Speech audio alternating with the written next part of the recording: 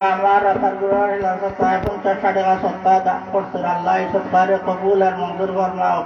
তানোর আব্বা আম্মার লাগি মায়াব করে দাও আল্লাহ, তানোর সমস্ত মূর্তি গান লাগে মায়াব করে দাও। আমিন ইয়া রাব্বাল আলামিন।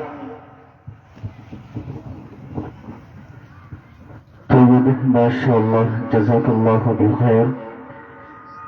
ছোট ভাই মোহাম্মদ হুযায়ফার কণ্ঠে আমরা একটি পরিপূর্ণতার নাশিদি শুনলাম।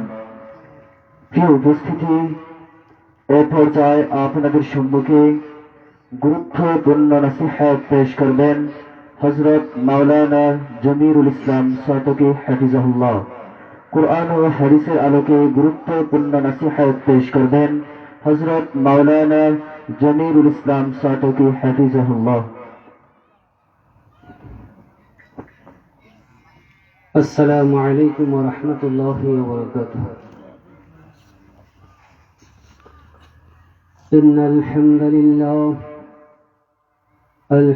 لله نحمده ونستعينه ونستغفره ونؤمن به ونتوكل عليه ونعوذ بالله من شرور أنفسنا ومن سيئات أعمالنا.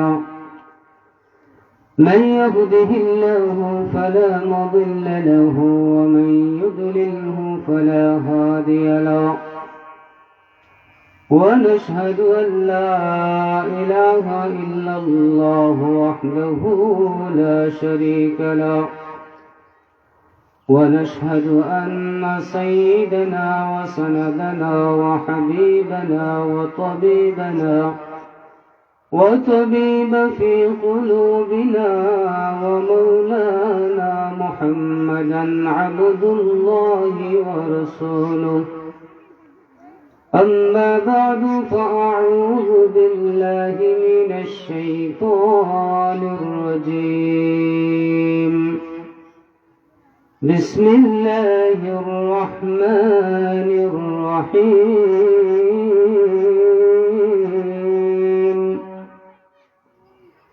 قل إن كنتم تحبون الله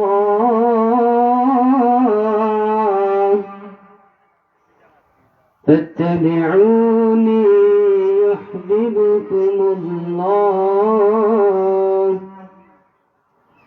ويغفر لكم ذنوبكم والله غفور رحيم.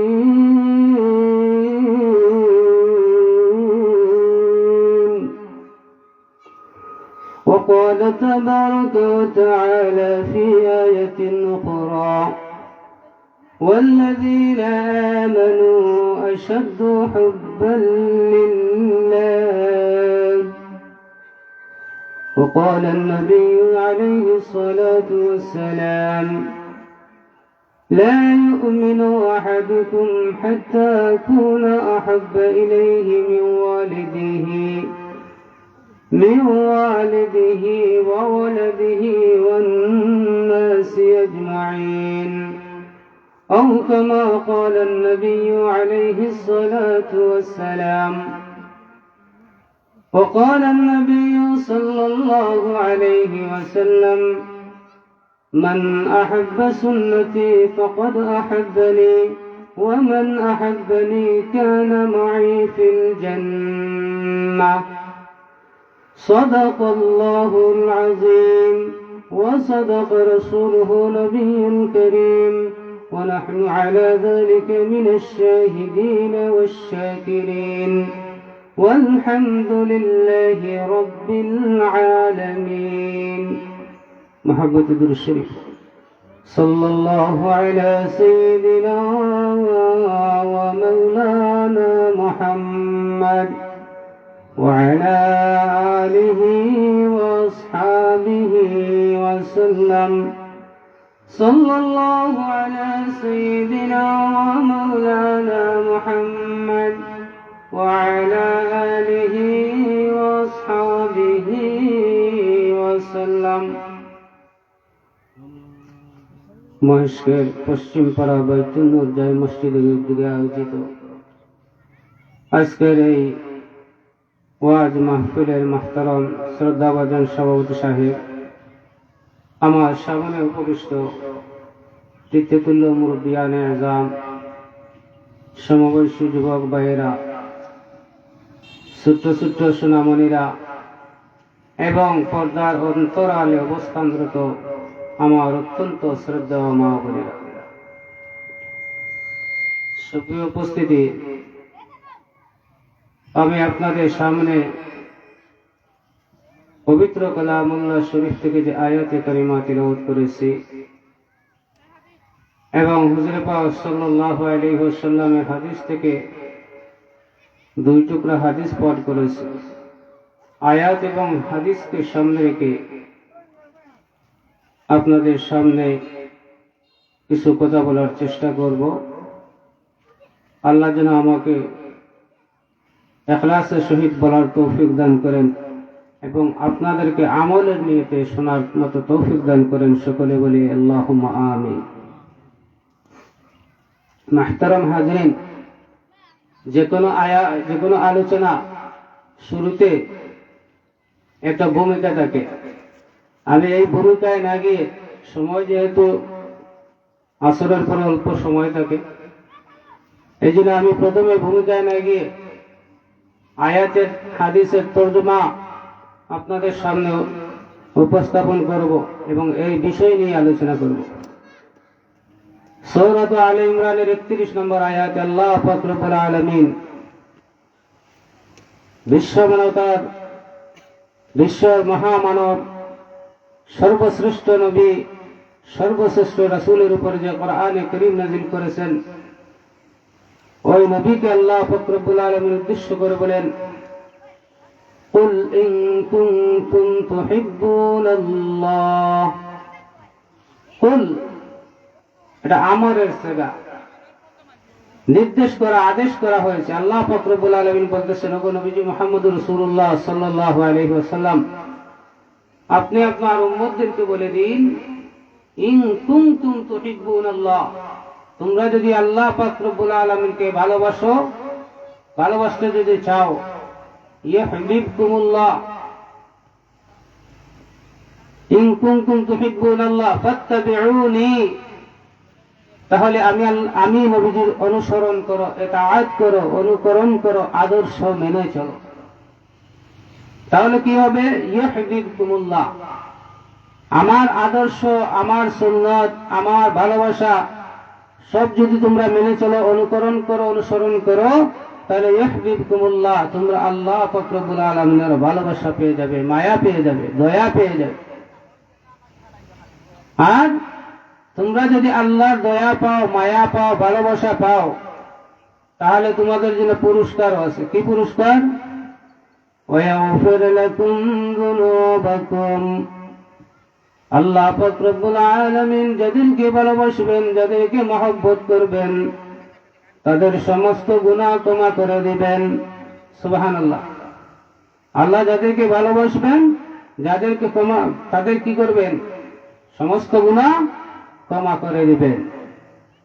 আর আল্লাহু গফুরুর রহিম, নিশ্চয় আল্লাহ পাক রব্বুল আলামিন গফুরুর রহিম, মানে ক্ষমা করনেওয়ালা, দয়াবান আল্লাহ। আল্লাহ পাক রব্বুল আলামিন কি করবেন? যারা আল্লাহকে ভালোবাসবে, নবীর পথ অনুসরণ করবে, নবীর ভালোবাসা তারাও পেয়ে যাবে। আর যারা নবীর ভালোবাসা পাইবে, তাদেরকে আল্লাহ পাক রব্বুল আলামিন তাদের যে গুনাহগুলো আছে, সগীরা গুনাহগুলো ক্ষমা করে দিবেন। এখন আমরা আল্লাহকে কিভাবে ভালোবাসবো, রাসূলকে কিভাবে ভালোবাসবো?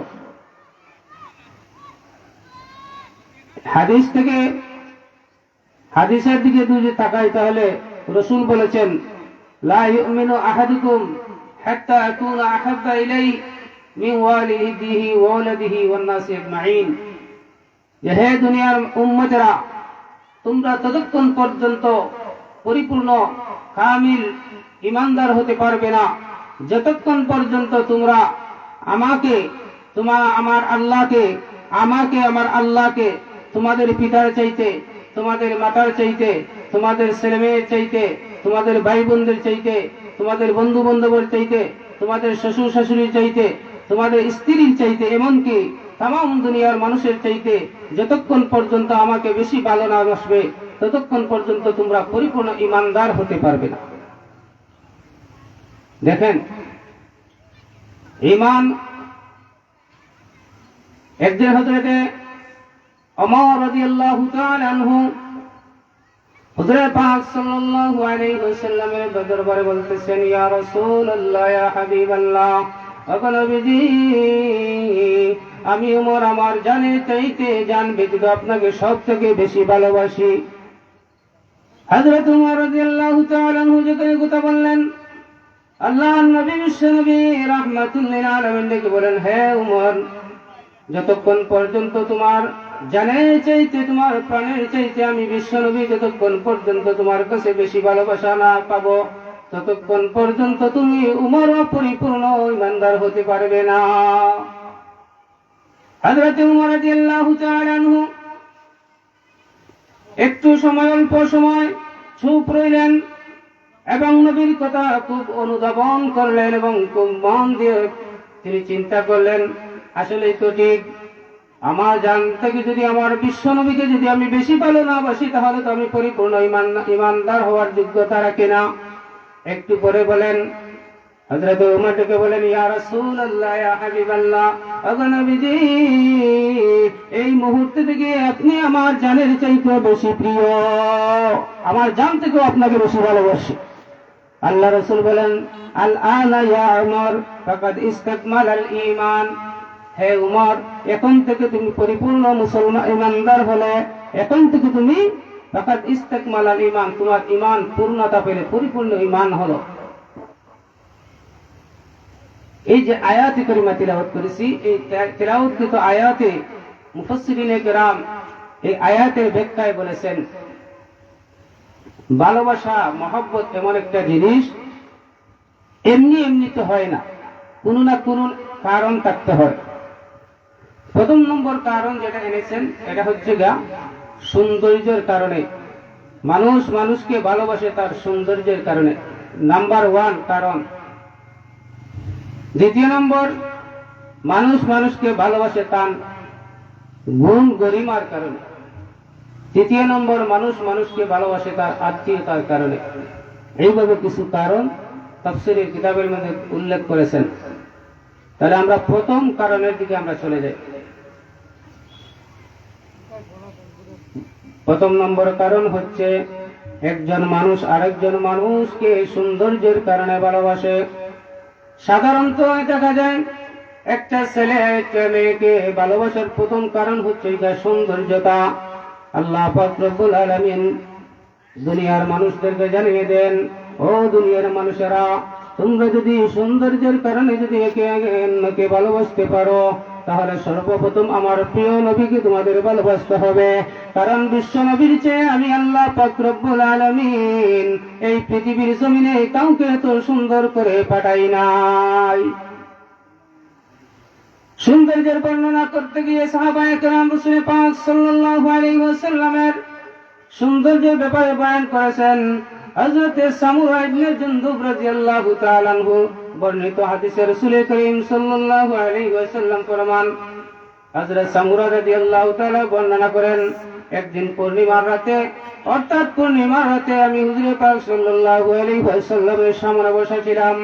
এমত অবস্থায় আমি একবার রাসূলের চেহারার দিকে তাকাই, আবার আমি আকাশে পূর্ণিমার চাঁদের দিকে তাকাই, একবার আমি পূর্ণিমার চাঁদের দিকে তাকাই, আবার নবীজির চেহারার দিকে তাকাই। এইভাবে কয়েকবার তাকাইয়া আমি আমার মনে মনে সিদ্ধান্তে উপনীত হলাম। আমি দেখতে পেলাম আকাশে পূর্ণিমার চাইতে আমার বিশ্ব নবীর চেহারা হাজার হাজার গুণ কোটি সুন্দর। সুবহানাল্লাহ। তাইলে ও দুনিয়ার মানুষেরা, সৌন্দর্যের জন্য যদি তোমরা কেউ কাউকে যদি ভালোবাসো তাহলে ইমানের তাকাদা হলো, ইমানের চাহিদা হলো, পরিপূর্ণ ইমানদার হতে হলে তাহলে প্রথমে আল্লাহকে ভালোবাসতে হবে, রাসূলকে ভালোবাসতে হবে। আল্লাহ এবং আল্লাহ রাসূলের ভালোবাসা যদি তোমাদের অন্তরে সর্বোচ্চ স্থান না পায় তাহলে তুমি পরিপূর্ণ ইমানদার হতে পারবে না। সৌন্দর্যের বর্ণনা করতে গিয়ে আম্মা জান আম্মাহাতুল মুমিনিন হযরত আয়েশা সিদ্দিকা রাদিয়াল্লাহু তাআলা আনহা বর্ণনা করেন, হুজুর পাক সাল্লাল্লাহু আলাইহি ওয়াসাল্লাম কেমন সুন্দর ছিলেন।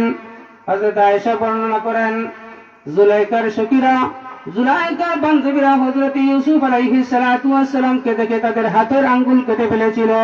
তারা যদি আমার বিশ্ব নবী রাহমাতুল্লিল আলামিনকে যদি দেখতে পেত, তাহলে তাদের হাতের আঙ্গুলের চেয়ে পরিবর্তে তারা তাদের কলিজা কেটে ফেলত। জুলাইকার বান্ধবীরা ইউসুফ আলাইহিস সালাতু ওয়াস সালামকে দেখে তাদের হাতের আঙ্গুল কেটে ফেলেছিল। আর হযরত আয়েশা সিদ্দিকা রাদিয়াল্লাহু তাআলা আনহা বলেন, ওরা যদি আমার বিশ্ব নবীকে দেখতো, আমার স্বামীকে দেখতো, মুহাম্মদুর রাসূলুল্লাহ সাল্লাল্লাহু আলাইহি ওয়াসাল্লামকে দেখতো, তাহলে তারা তাদের হাতের আঙ্গুলের পরিবর্তে ওরা তাদের কলিজাটাই কেটে ফেলতো। তাহলে বুঝতে পারছেন কি পরিমাণ সুন্দর আল্লাহ পাক রব্বুল আলামিন হুজুর পাক সাল্লাল্লাহু আলাইহি ওয়াসাল্লামকে দান করেছিলেন। শুধু তাই নয়, হযরত আয়েশা সিদ্দিকা বর্ণনা করেন, আল্লাহ পাক রব্বুল আলামিন এত সৌন্দর্যতা মুহাম্মদুর রাসূলুল্লাহ সাল্লাল্লাহু আলাইহি ওয়াসাল্লামকে দান করেছিলেন। আয়েশা সিদ্দিকা বর্ণনা করেন, হুজুর পাক সাল্লাল্লাহু আলাইহি ওয়াসাল্লাম যখন ঘরের ভিতরে প্রবেশ করতেন, অন্ধকার রাতে যখন আমার ঘরে প্রবেশ করতেন, তখন নবীজির যখন ঘরের মধ্যে প্রবেশ করতেন, এমত অবস্থায় আমি শুয়ের ছিদ্র দিয়ে আমি সুতা ঢুকাইতে পারতাম। কি পরিমাণ সৌন্দর্য আল্লাহ পাক রব্বুল আলামিন দান করেছেন। এই জন্য হ্যাঁ দুনিয়ার মানুষ, তোমরা যদি সৌন্দর্যের কারণে যদি একে অন্যকে ভালোবাসতে পারো, একে অন্যের জন্য যদি তোমরা জীবন দিতে পারো, সেই জীবনটা তো তোমাদের নয়। তোমরা জীবন দিতে হলে একমাত্র আল্লাহ এবং আল্লাহ রসুলের ভালোবাসার জন্য দিতে পারো। সংক্ষেপে বলতেছি, জ্ঞান গরিমা, গুণ গরিমা যদি তাকে কোনো মানুষের মধ্যে থাকে, মুফাসসিরিনে কেরাম বলেন, তাহলে তাকেও ভালোবাসা যায়। তার ভালোবাসা ইতিহাসের পাতায় স্মৃতি হয়ে থেকে যায়। যদিও তার কোনো সামাজিক কোনো সম্মান নাই, সামাজিক কোনো মর্যাদা নাই, কিন্তু আল্লাহ পাক রব্বুল আলামিনের কাছে কে বড় লোক কে ছোট লোক তফাৎ নাই, সব সমান। যেহেতু উনি মানুষ সৃষ্টি করেছেন। জ্ঞান গরিমার দিকে তাকাইতে উদাহরণ এনেছেন হযরতে বিলাল হাবশী রাদিয়াল্লাহু তাআলা আনহু। অত্যন্ত কালো, নাকে সেন্টার ঠিক নাই, অত্যন্ত গরিব, অত্যন্ত গোলাম এসেছিলেন, আর একজনের গোলাম ছিলেন। কিন্তু আল্লাহ এবং আল্লাহ রসুলকে ভালোবাসার কারণে, আল্লাহ এবং আল্লাহ রসুলকে ভালোবাসার কারণে উত্তপ্ত মরুভূমির মধ্যে হযরতে বিলাল রাদিয়াল্লাহু তাআলা আনহুকে জঘন্যতম শাস্তি প্রদান করা হয়েছে। তার অপরাধ কি ছিল?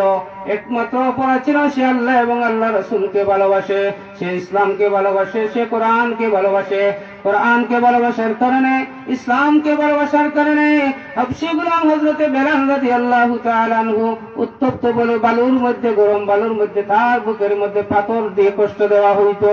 তার কোনো অপরাধ ছিল না, তার একটাই অপরাধ ছিল, সে আল্লাহ রসুলকে ভালোবাসতো। এই ভালোবাসার কারণে তাকে শাস্তি দেওয়া হতো।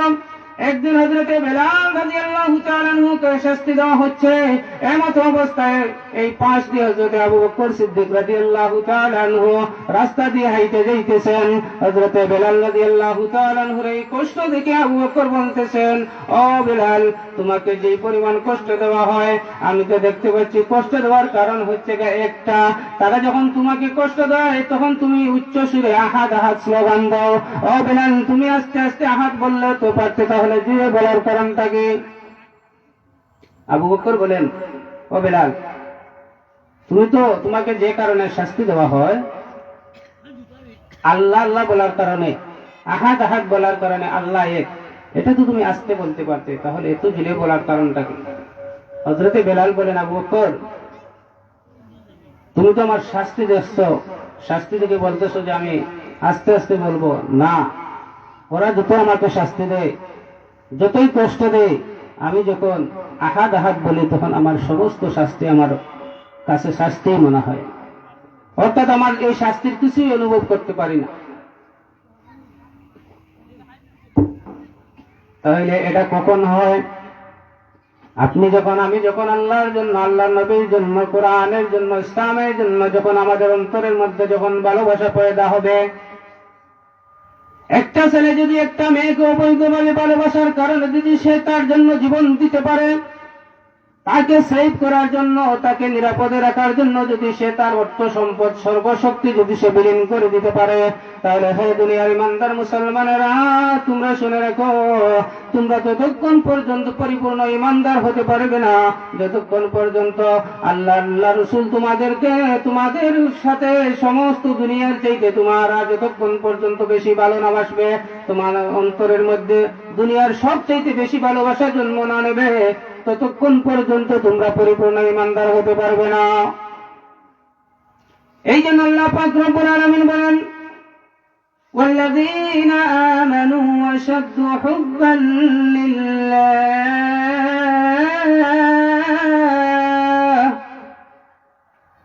ইমানদার তো তারা, আল্লাহ ঘোষণা দিতেছেন ইমানদার তারা, কারা?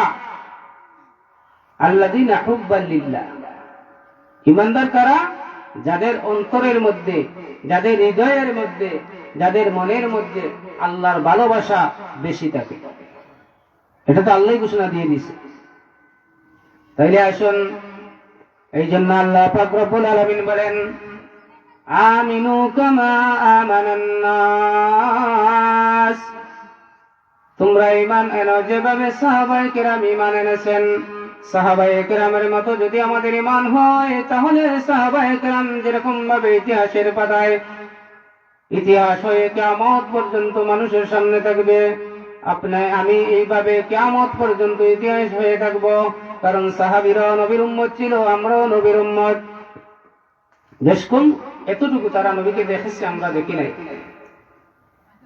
এই জন্য ইমাম আবু হানিফা রাহমাতুল্লাহি আলাইহি বলেন, সাহাবায়ে কেরামের চাইতে আমি আবু হানিফার ঈমান সবথেকে বেশি শক্ত, সম্মানী। বলে কিরকম? বলে ওরা নবীকে দেখে ঈমান আনছে, আমি নবীকে না দেখে ঈমান আনছি। কথা তো যুক্তি আছে। এই জন্য সাহাবায়ে কেরাম নবীকে কিভাবে ভালোবাসতেন, কেমন করে ভালোবাসতেন, কিছু আপনাদের সামনে হাদিস থেকে কিছু বর্ণনা দিলে আপনারা বুঝতে পারবেন। একদিন হযরত হুজুরে পাক সাল্লাল্লাহু আলাইহি ওয়াসাল্লাম সাহাবায়ে কেরামদেরকে বললেন যে আমি এক যুদ্ধে যাব, তোমাদের যা কিছু আছে তোমরা তোমাদের তৌফিক অনুযায়ী আমার সামনে বাইতুল মালে হাজির করো। এই টাকা দিয়ে কিছু অস্ত্র কিনবো, কিছু পশু কিনবো, ঘোড়া কিনবো যুদ্ধের জন্য। হযরত উমর রাদিয়াল্লাহু তাআলা আনহু সম্পদশালী ছিলেন আবু বকর সিদ্দিকের চেয়ে। উনি মনে মনে ভাবলেন যে আবু বকর খলিফাতুল মুসলিমিন, অর্থাৎ প্রথম খলিফা হইলে আবু বকর সিদ্দিক। নবী অত্যন্ত মহব্বত উনাকে করেন, সব থেকে বেশি ভালোবাসেন, কিন্তু ওর সাথে তো কোনোভাবেই উঠতে পারি না। এমত অবস্থায় যেহেতু আল্লাহ রাসূল বলেছেন, তাহলে জিহাদের জন্য আমার সম্পদ তো আবু বকরের সম্পদের চাইতে বেশি আছে, বিদায় আমি সব থেকে বেশি সম্পদ দিয়ে আবু বকরের চাইতে আমি বেশি আল্লাহ রাসূলের কাছে ভালোবাসার পাত্র হয়ে যাব। উনি মনে মনে ভাবতেছেন। সবাই যখন তাদের তৌফিক অনুযায়ী যখন মাল বাইতুল মালে জমা করছে, আল্লাহ পাক রব্বুল হুজুর পাক সাল্লাল্লাহু আলাইহি ওয়াসাল্লাম জিজ্ঞেস করলেন, ওমর তুমি কি নিয়ে আসছো? খলিফাতুল মুসলিমিন হযরত ওমর বলেন, ইয়া রাসূলুল্লাহ, ইয়া হাবিবাল্লাহ, ওগো নবীজি, আমি আমার সম্পদকে দুই ভাগ করে ফেলেছি। এক ভাগ আপনার জন্য, আল্লাহর জন্য, আল্লাহর দ্বীনের জন্য নিয়ে এসেছি, আর এক ভাগ আমি আমার বাড়ির, আমার ছেলে সন্তানের জন্য, আমার পরিবার পরিজনের জন্য রেখে দিয়ে এসেছি। হুজুর পাক সাল্লাল্লাহু আলাইহি ওয়াসাল্লাম হযরত আবু বকরকে বলেন, ও আবু বকর, তুমি কি নিয়ে আসছো? আবু বকর বলেন, ইয়া রাসূলুল্লাহ, ইয়া হাবিবাল্লাহ, ওগো নবীজি, আমার যা সম্পদ আছে আমি সমস্ত সম্পদ আপনার সামনে নিয়ে হাজির করেছি। সুবহানাল্লাহ। আল্লাহ রাসূল বলেন, আবু বকর, তুমি যে সমস্ত সম্পদ তুমি আমার সামনে নিয়ে হাজির করলে, তোমার পরিবার পরিজনের জন্য কি রেখে এসেছো? ঈমান কতটুকু আল্লাহ আল্লাহ রাসূলকে ভালোবাসলে এই জবাব আসতে পারে, একটু লক্ষ্য করুন। আবু বকর বলেন, ইয়া রাসূলুল্লাহ, ইয়া হাবিবাল্লাহ, ওগো নবীজি, আমার পরিবারের জন্য আমি আল্লাহ এবং আল্লাহর রাসূলকে রেখে এসেছি। সুবহানাল্লাহ। যেই পরিবারের জন্য আল্লাহ আল্লাহ রাসূলকে রেখে আসা হয়, এই পরিবারের ভরণ পোষণের কোনো অভাব হবে না। এই ঈমান কতটুকু মজবুত হলে, ঈমানের পাওয়ার কতটুকু বেশি হলে এই জবাব আসতে পারে। কতটুকু আল্লাহ এবং আল্লাহ রাসূলকে ভালোবাসলে এর জবাব আসতে পারে। একটু লক্ষ্য করলেই, চিন্তা করলেই বোঝা যায়। শুধু তাই নয়, হযরত পাক সাল্লাল্লাহু আলাইহি ওয়াসাল্লামকে আল্লাহ পাক রব্বুল আলামিন হিজরতের করার জন্য বলেছিলেন, ওগো নবীজি, মক্কার মানুষেরা যে পরিমাণ কষ্ট আপনাকে দিতেছে, যে পরিমাণ জ্বালা যন্ত্রণা আপনাকে দিতেছে, ও নবীজি, একদিন আপনাকে মক্কা ছেড়ে মদিনায় হিজরত করতে হবে। আল্লাহ জানাইছে, কোন দিন কোন তারিখ কিছু জানাই নাই। এমত অবস্থায় হুজুর পাক সাল্লাল্লাহু আলাইহি ওয়াসাল্লাম বললেন, আবু বকর, মক্কা থেকে আমি যেদিন হিজরত করব, তুমি আমার সাথী হবে, সঙ্গী হবে, তোমাকে সাথে নিয়ে আমি মক্কায় হিজরত করব। হুজুর পাক সাল্লাল্লাহু আলাইহি ওয়াসাল্লাম কোনো দিন তারিখ ক্ষণ কিছুই বলে নাই। এমত অবস্থায় মক্কার সবচেয়ে প্রাণ কেন্দ্র যেটা দারুন নাদওয়া, আল্লাহ নবী সাল্লাল্লাহু আলাইহি ওয়াসাল্লামকে নিয়ে তারা রুদ্ধদ্বার বৈঠক করতেছে। কাফিররা মুহাম্মদ সাল্লাল্লাহু আলাইহি ওয়াসাল্লাম সম্পর্কে কি করা যায়, সবাই সব দলের, সব গোষ্ঠীর, সব গোত্রের মানুষেরা একত্রিত করে পরামর্শ চলতেছে। একদল বলতেছে ওকে দেশ থেকে বিতাড়িত করে দেওয়া হোক, অন্য দেশে দিয়ে পাঠানো হোক। আরেকদল বলতেছে না, ওর মুখের জবান যে ভালো, ওর আদর্শ দেখে, ওর জবানে মিষ্টি কথা বলা শুনে সেই দেশে সবাই মুসলমান হয়ে যাবে, তাহলে আমাদের লস বেশি হয়ে যাবে। এইভাবে তারা পরামর্শ করতেছে। আরেকদল বলতেছে না, ওকে জেলে বন্দি করা হোক। আরেকদল প্রটোশ করতেছে না, ওকে জেলে বন্দি করলে ওর সাথী সঙ্গীরা, ওর সমর্থকরা জেলে ভেঙ্গে আমাদের সাথে রক্তাক্ত করবে, ঘুরে যেত এরা আমাদের আত্মীয় স্বজন। আরেকদল বলতেছে না, ওকে হত্যা করা ফেলা হোক। এইবারে তারা দ্বিধা দ্বন্দ্বের মধ্যে পড়ে গেছে। একগুলো একটা প্রশ্ন করলে আরেক দল এই প্রশ্নের বিরোধিতা করে। হঠাৎ বড় পাগড়িওয়ালা সাদা জুব্বা বিরাট এক আকৃতির মানুষ ওখানে উপস্থিত হয়েছে। উনি হচ্ছেন মিস্টার ইবলিস। উনি গিয়ে বলতেছেন যে, তোমরা কি নিয়ে এত চিন্তার মধ্যে আছো, পেরেশানির মধ্যে আছো? আমার কথা যদি তোমরা শুনো, আমাকে যদি তোমরা মুরব্বী হিসাবে মানো, তাহলে আমি তোমাদেরকে একটা পরামর্শ দিব। কি পরামর্শ? বলে, যদি তোমরা আমার কথা মানো, তাহলে আমি তোমাদেরকে এমন একটা পরামর্শ দিব, এই পরামর্শ তোমরা মানলে তোমরা সাকসেস হয়ে যাবে। বলে, কি পরামর্শ? বলে, মুহাম্মদকে হত্যা করে ফেলা হোক। বলুন নাউযুবিল্লাহি মিন যালিক। মুহাম্মদ ইসলামকে যদি হত্যা করা ফেলা হয়, তাহলে দ্বিতীয় মুহাম্মদের জন্ম আর হবে না। তোমরা যে বিষয় নিয়ে চিন্তিত, এটা শেষ হয়ে যাবে। আল্লাহ পাক রব্বুল আলামিন তাদের এই কুপরামর্শ যখন তারা দারুন নাদওয়ার মধ্যে পড়তেছে, হুজুর পাক সাল্লাল্লাহু আলাইহি সাল্লামকে জানিয়ে দেওয়া হলো। আল্লাহ পাক রব্বুল আলামিন ঘোষণা দিলেন, ওগো নবীজি, আজকে রাতের মধ্যে আপনি মক্কা থেকে হিজরত করুন। হিজরত করতে হবে, কারণ মক্কার মানুষেরা সমস্ত এক বাক্যে তারা লিপিবদ্ধ হয়েছে আপনাকে হত্যা করা ফেরার জন্য। এই বিষয়ে আমার বলা উদ্দেশ্য নয়। আল্লাহ পাক রব্বুল আলামিনের নির্দেশ পাইয়া হুজুর পাক সাল্লাল্লাহু আলাইহি ওয়াসাল্লাম যখন গভীর রাত্রে হিজরত করলেন, আবু বকরের বাড়িতে গিয়ে আস্তে করে ডাক দিলেন, আবু বকর। সাথে সাথে জবাব আইছে, আবাইকা ওয়া সাদাইকা ইয়া রাসূলুল্লাহ। ওগো নবীজি, আমি হাজির। আল্লাহ পাক রব্বুল আলামিনের প্রিয় হাবিব জানতে চাইলেন, ও আবু বকর, এত আস্তে করে আমি ডাক দিলাম, তুমি ডাক দেওয়ার সাথে সাথে তুমি জবাব দিয়ে দিলে, তুমি কি রাত্রে ঘুমাও না? আবু বকর সিদ্দিক বলে, ইয়া রাসূলুল্লাহ, ইয়া হাবিবাল্লাহ, ওগো নবীজি, আজ থেকে প্রায় 6 মাস আগে আপনি আমাকে বলেছিলেন, রে আবু বকর, মক্কা থেকে মদিনায় হিজরত করব, যেই দিন হিজরত করব সেই দিন তুমি আমার সাথী হবে। আবু বকর ডেকে বলেন, ইয়া রাসূলুল্লাহ, ইয়া হাবিবাল্লাহ, ওগো নবীজি, সেই দিন থেকে নিয়ে আজ পর্যন্ত আমি আবু বকর একটা সেকেন্ডের জন্য ঘুমাই না গো। আমি দাঁড়াই দাঁড়াইয়া রাত্রে দরজার সামনে থাকি। কেন থাকি জানেন না গো নবী? আপনি যখন আসিয়া ডাক দিবে, আর আমি যদি আপনার ডাকে সাড়া দিতে না পারি, তাহলে আমি পরিপূর্ণ ইমানদার হতে পারবো না, আমি নবীর ভালোবাসা প্রমাণ করতে পারবো না। আল্লাহ নবী ডেকে বলেন, রে আবু বকর, এখন থেকে আমি যদি আজ না আসতাম, তাহলে তুমি এইভাবে কতদিন দাঁড়াইয়া দাঁড়াইয়া থাকতে? আবু বকর সিদ্দিক বলেন, ইয়া রাসূলুল্লাহ, আমার মৃত্যুর অবধি পর্যন্ত, মৃত্যু পর্যন্ত আমি এইভাবে আপনার জন্য দাঁড়াইয়া দাঁড়াইয়া অপেক্ষা করতাম। মাহতারাম হাজিরিন, তাহলে দেখেন কেমন ভালোবাসা হলে, কতটুকু ভালোবাসা হলে যিনি নিজের জান ঘুমায় কুরবান হয়ে যাইতেছে, কিন্তু ঘুমাইতেছে কখন জানি আমার নবী আসে আমাকে ডাক দিবে। এই জন্য তিনি খলিফাতুল মুসলিমিন, প্রথম খলিফা। আবার দ্বিতীয় খলিফা উমর রাদিয়াল্লাহু তাআলা আনহুর ইতিহাস দেখুন।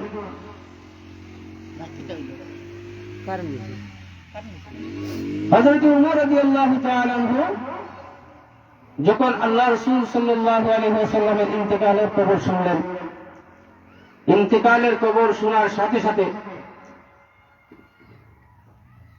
তিনি পেরেশান হয়ে গেলেন। নবীজি ইন্তেকাল করেছেন এটা তিনি কোনো অবস্থাতেই মানতে পারতেছেন না। হাতে তরবারি নিয়ে রওনা দিয়েছেন, যে বলবে মুহাম্মদ সাল্লাল্লাহু আলাইহি ওয়াসাল্লাম মৃত্যুবরণ করেছেন তাকে হত্যা করে ফেলা হবে। সুপার পাওয়ার উমর, শক্তিশালী, কে বলবে উমরের তরবারি আঘাতে সামনে গিয়া যে সত্যিতে রাসূলের ইন্তেকাল হয়ে গেছে? উমর এটা বলার কেউ সাহস নাই। সবাই আবু বকরকে আনা হয়েছে, সবাই বলতে হয় সিদ্দিক আকবর আপনি হযরত উমরকে সামলাতে হবে। আবু বকর একটুই লেগা, উনি সহজ সরল মানুষ, কিভাবে তাকে এই অবস্থা থেকে ফিরিয়ে আনবেন একটু চিন্তা করলেন। আবু বকর হঠাৎ চিন্তা করলে কোরআনের আয়াতকে বের করলেন। হযরত ওমরের কাছে গিয়ে কোরআনের আয়াত তিনি তিলাওয়াত করলেন, ইন্নাকা মাইয়িতুন ওয়া ইন্নাহুম মাইয়িতুন। তুমি মরণশীল, তোমার দুশমনরাও মরণশীল। আবু বকর যখন আয়াত তিলাওয়াত করলেন, অটোমেটিক হযরত ওমর রাদিয়াল্লাহু তাআলা আনহু নিস্তব্ধ নীরব হয়ে গেলেন। সেটাই তো এই দুনিয়াতে চিরস্থায়ী করা জায়গা নয়, তাহলে পেরেশান মহব্বত কতটুকু দেখেন। শুধু তাই নয়, আল্লাহ রাসূল সাল্লাল্লাহু আলাইহি ওয়াসাল্লাম যখন আবু বকরকে নিয়ে যখন গারে সুরের মধ্যে আশ্রয় নিলেন, গারে সুরের মধ্যে এই গর্তের মধ্যে বিষাক্ত বিষাক্ত সাপের বাস ছিল, অনেকগুলো গর্ত ছিল, বিষাক্ত সাপের গর্ত ছিল। আবু বকর রাদিয়াল্লাহু তাআলা আনহু যখন নবীজিকে সাথে নিয়ে ওখানে আশ্রয় নিলেন, হুজুর পাক সাল্লাল্লাহু আলাইহি ওয়াসাল্লাম ক্লান্ত হয়ে গেছেন, উনি একটু রেস্ট নিতেছেন। এমন অবস্থায় আবু বকর দেখলেন যে নবীজি যেহেতু রেস্ট নিচ্ছেন, আমার উরুর উপরে ওনার মাথা, তাহলে ওনাকে কষ্ট দেওয়া যাবে না। উনি আস্তে আস্তে করে মাটি দিয়ে এই সাপের গর্তগুলোকে কেটে ফেললেন। একটা গর্ত বাকি হয়েছে, এখানে কোনো আর খাটার মতো কোনো কিছুই নাই, এটা স্বাভাবিক ভাবে রয়ে গেছে। উনি চিন্তা করলেন যে এটা এই গর্তের মধ্যে বিষাক্ত সাপ থাকতে পারে। তখন কোনো কিছু না পাওয়ার কারণে উনি ওনার পা দিয়ে, পায়ের পাতা দিয়ে এইভাবে জাপটা দিয়ে গাতের মুখ বন্ধ করে দিয়েছেন। যখন বন্ধ করে দেওয়া হয়েছে, তখন সাপ বারবার ওনাকে দংশন করতেছে, উনি পাও সরান নাই। হঠাৎ সাপের বিষ সারা শরীরের মধ্যে বিষাক্ত আকারে পৌঁছে গিয়েছে, কষ্ট সহ্য করতে না পারে বিষের। হঠাৎ আবু বকরের চোখের পানি হুজুর পাক সাল্লাল্লাহু আলাইহি ওয়াসাল্লামের চেহারা মুবারকের মধ্যে পড়েছে। হুজুর পাক সাল্লাল্লাহু আলাইহি ওয়াসাল্লামের ঘুম ভেঙে গেছে, নবীজির ঘুম ভেঙে গেছে। আবু বকর তুমি কাঁদতেছো কেন? ইয়া রাসূলুল্লাহ, ইয়া হাবিবাল্লাহ, ওগো নবীজি আপনি যখন ঘুমাইছেন তখন আমি এই গর্তগুলা দেখে আমার মনে সন্দেহ হলো এখানে বিষাক্ত সাপের বসবাস থাকতে পারে, এই জন্য আমি এই গর্তগুলাকে বন্ধ করে দিয়েছি। একটা গর্ত ছিল, এটাকে বন্ধ করার কোনো কিছু পাই নাই বিদায় আমি আমার পা দ্বারা, পায়ের পাতা দ্বারা আমি এটাকে বন্ধ করে রেখেছিলাম। কিন্তু এই সর্পটা আমাকে অনেকবার দংশন করেছে, কিন্তু তার বেদনার বিষ যখন আমার শরীরে চতুর্দিকে ছড়াইছে, তখন বেদনার কষ্ট সহ্য করতে না পেরে আমার চোখ দিয়ে, তারপরে আমি আওয়াজ করি নাই যাতে আপনার ঘুম ভেঙে যায়, কিন্তু আমি আওয়াজ না করলেও চোখের পানি ধরে রাখতে পারলাম না। এক ফোঁটা পানি আপনার চেহারা মুবারকের উপর পড়ে গিয়েছে, বিদায় আপনার ঘুম ভেঙে গেছে। হুজুর পাক সাল্লাল্লাহু আলাইহি ওয়াসাল্লাম তার মুখের লালা মুবারক হযরত আবু বকরের পায়ের মধ্যে দিলেন, সাথে সাথে বিষ বেদনা সব ভালো হয়ে গেল। এই দিন আল্লাহ পাক রব্বুল আলামিনের কাছে ওই সাপ বলতেছে, আল্লাহ পাক রব্বুল আলামিন, আমি আপনার কাছে যখন বলেছিলাম আল্লাহর রাসূলের সাথে দেখা করব, ওনার চেহারা মুবারক আমি দেখব, আপনি তো আমাকে বলেছিলেন ও সাপ, যদি তুমি আমার নবীকে দেখতে চাও তাহলে তুমি গারে সুরের মধ্যে আশ্রয় নাও। যেই দিন যেই সময় আমার নবী মক্কা থেকে মদিনা হিজরত করবে, ওই হিজরতের রাত্রে আমার নবী ওই গারে সুরের মধ্যে আশ্রয় নেবে। তুমি যদি আমার নবীকে দেখতে চাও তাহলে গারে সুরের মধ্যে আশ্রয় নাও। ওদিকে এই সাপ আল্লাহ পাক রব্বুল আলামিনের কাছে বলতেছে, ওগো আল্লাহ পাক রব্বুল আলামিন, আপনি আমাকে আমার জবান খুলে দেন, তা না হলে আমি আপনার রাসূলের কাছে শর্মিন্দা হয়ে যাব। কারণ আমার জবান যদি খুলে দেওয়া না হয়, আমি আবু বকর সিদ্দিকের সাথে যে ব্যবহার করেছি ওটার জন্য আমি বিরাট কষ্ট পাবো। আল্লাহ পাক রব্বুল আলামিন ওই সময় সাপের জবান দিয়ে খুলে দিলেন। সাপ বলতেছে, আসসালামু আলাইকা ইয়া রাসূলুল্লাহ, আসসালামু আলাইকা ইয়া হাবিবাল্লাহ। ওগো নবীজি, আমি আবু বকর সিদ্দিককে উদ্দেশ্য করে দংশন করি নাই। আবু বকরকে বারবার বলতেছি যে পাওটা সরানোর জন্য, কারণ উনি যদি পাওটা সরাই তাহলে আমি আর দুইটা চক্ষু দ্বারা আপনাকে আমি দেখতে পারবো। ইয়া রাসূলুল্লাহ, ইয়া হাবিবাল্লাহ, ওগো নবীজি, আবু বকর তার জান যাইতে রাজি, কিন্তু পা সরাইতে রাজি নাই। এরপরেও আমি দংশন করতে চাই নাই, কিন্তু যখন দেখলাম আবু বকর যে অবস্থায় পা রেখে দিয়েছে, আমি যদি তাকে দংশন না করি তাহলে সে তার পা কখনো সরাইবে না, আর তার যদি পা সরায় না তাহলে আপনার দর্শনও আমি সাপ লাভ করতে পারবো না। আবু বকর যদি তার পা সরায় না তাহলে আমিও আপনাকে দেখতে পারবো না। আপনাকে দেখার জন্য আমি দীর্ঘদিন থেকে এখানে বসবাস করতেছি। মাহতারাম হাজিরিন, এটার নাম হয়ে গেছে ভালোবাসা। এইটাই হলো সাহাবায়ে কেরামের ভালোবাসা।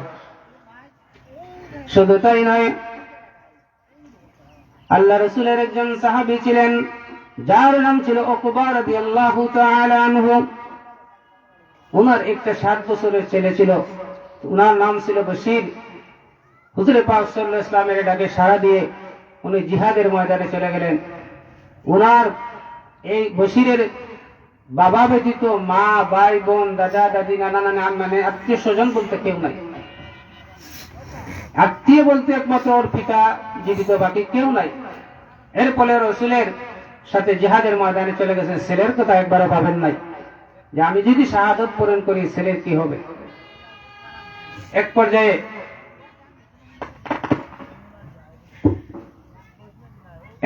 হুজুর পাক সাল্লাল্লাহু আলাইহি ওয়াসাল্লামের সাথে জিহাদের রণাঙ্গনে চলে গেলেন।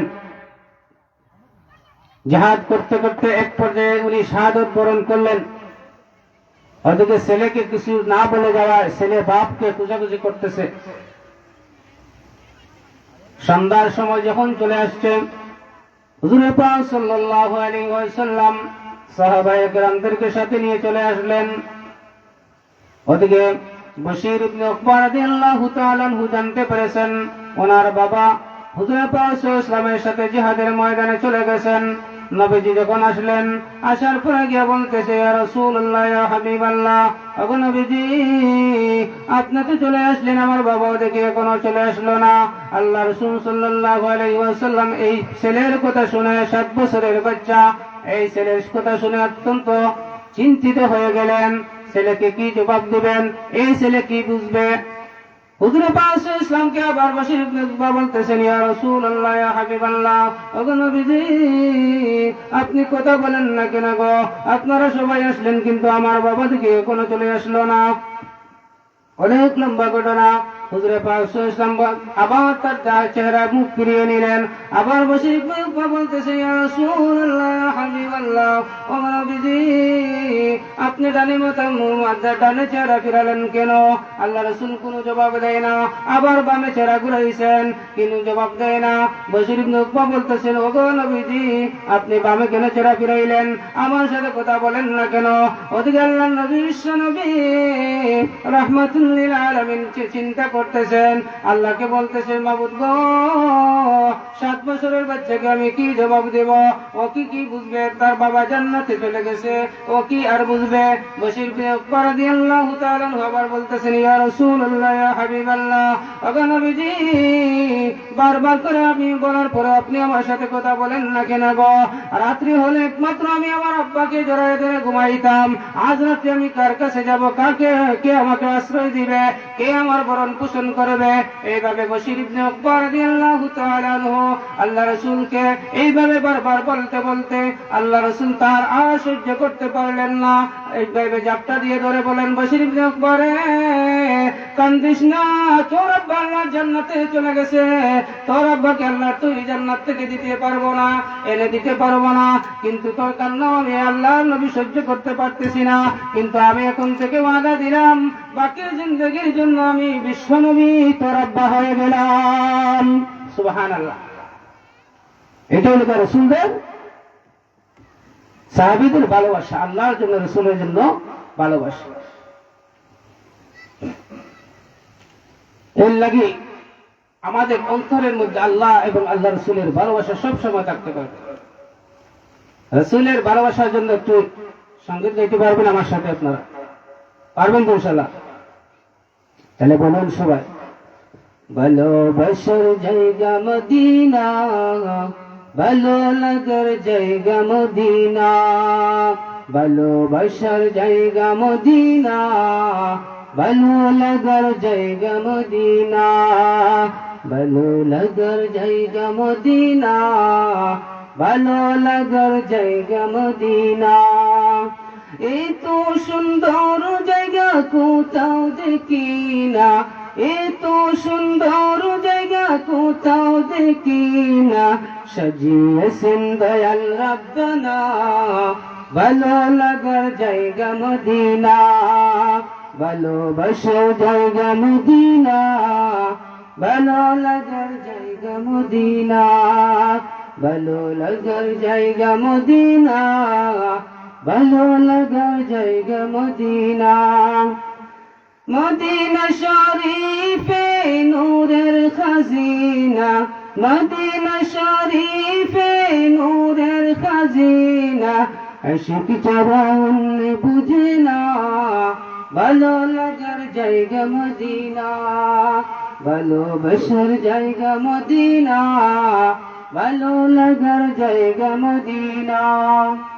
একদিন কবর যাব কেউ তো যাবে না, একদিন কবর যাব কেউ তো যাবে না, যাবে আমার শাহে মদিনা, ভালোবাসার জায়গা মদিনা, ভালো লাগার জায়গা মদিনা, ভালোবাসার জায়গা মদিনা। জুড়ে জুড়ে, ভালো লাগার জায়গা মদিনা, ভালোবাসার জায়গা মদিনা। যতই দরুদ পড়ি তৃপ্তি মিটে না, যতই দরুদ পড়ি তৃপ্তি মিটে না, সুন্নতেও শান্তি থাকে না, ভালো লাগার জায়গা মদিনা, ভালোবাসার জায়গা মদিনা, ভালো লাগার জায়গা মদিনা, ভালো লাগার জায়গা মদিনা, ভালোবাসার জায়গা মদিনা।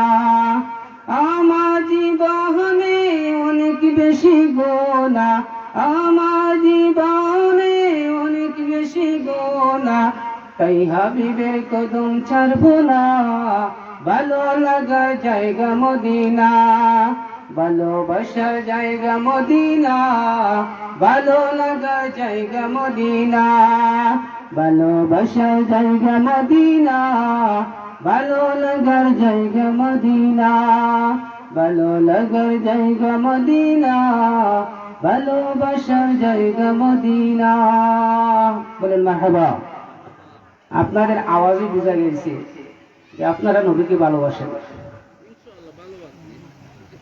আর যদি কোনো রাজনৈতিক দলের স্লোগান হইতো তাহলে অনেক আওয়াজ হইত,